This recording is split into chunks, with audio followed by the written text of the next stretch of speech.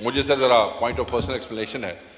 میں تو اپنی گفتگو کر کے چلا گیا اور میں نے سنا, میں نے جہاں تک میں سمجھتا ہوں مجھے یاد پڑتا ہے, میں نے اپنی سپیچ میں کسی کی طرف کوئی پرسنل اٹیک نہیں کیا, کسی کا نام نہیں لیا, کسی کی ذات کی بات نہیں کی. ایون کہ میں نے ان کی پارٹیوں کو بھی جس طرح میں ایکسپوز کر سکتا تھا میں نے اس طرح بھی بات نہیں کی ہے.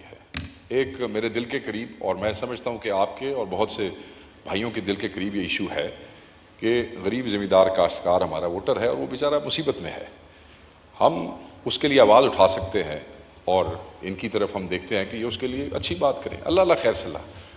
اب اس پہ میری بزرگ ہیں اور ماؤں کی عمر کی ہے, میں بڑے جذبات میں آیا کہ میں گفتگو کروں, اور میں گفتگو کر لیتا ہوں.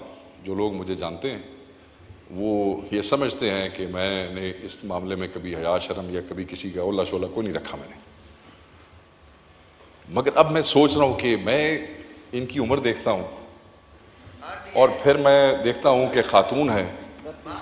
تکلیف صرف مجھے اتنی سی ہے, اور میں ضرور کروں گا, میں کھڑا جو ہوا ہوں وہ یہ ہے کہ انہوں نے کہا کہ ہمارے ساتھ تھے اور ادھر چلے گئے.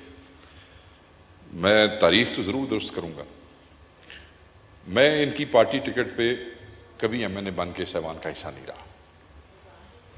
ٹھیک ہے سر, تو ایک میں ان کی تاریخ درست کروں. پارٹی افیلیشنز تھیں, بالکل تھیں. ہمارے بزرگ بہت سے, یہ جو ایوان ہے نا سر, اس میں بہت سے لوگ کراس دا پارٹی لائن جیسے ہیں جن کے بزرگ کچھ ادھر تھے, کچھ پیپلز پارٹی کے ساتھ تھے. اگلی نسل نہیں مانتی, ہم نہیں مانتے.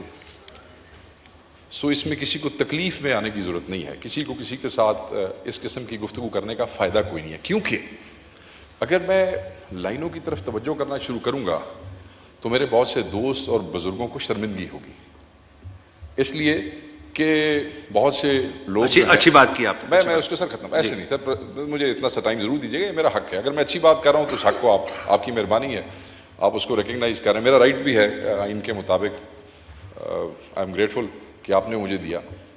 دیکھیں, میں نے ابھی ایک خبر پڑھی, یہ بھی اسی الیکشن کے اندر, ان کی اپنی پارٹی کی جو لیڈر ہیں, پنجاب کی چیف منسٹر ہیں, ان کا آپ آرگومنٹ دیکھ لیں جو اخباروں میں چھپا.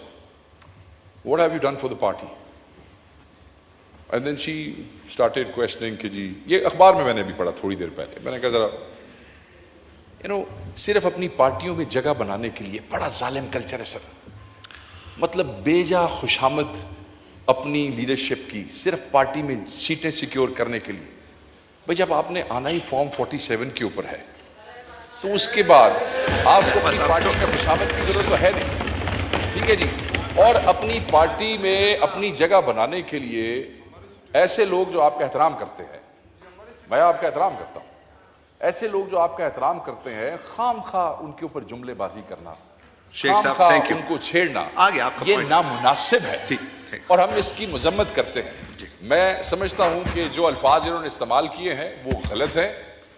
اگر میں جنرل مشرف کے ساتھ تھا, اٹ واز 2002 کی بات ہے, 2002 کی بات ہے, میں اپنی مرضی سے تھا, مجھے کوئی ملال نہیں ہے, میں اپنی مرضی سے تھا اور میں نے آج تک اس کو چھوڑنے کے بعد اس کے خلاف بات نہیں کی ہے. And I think I enjoyed that time. میں نے آج تک پیپلز پارٹی کے سامنے چوڑیاں اور چادریں نہیں پھینکی ہیں جا کے, نہ میں نے کبھی چوڑیاں اور چادر کی کو کی.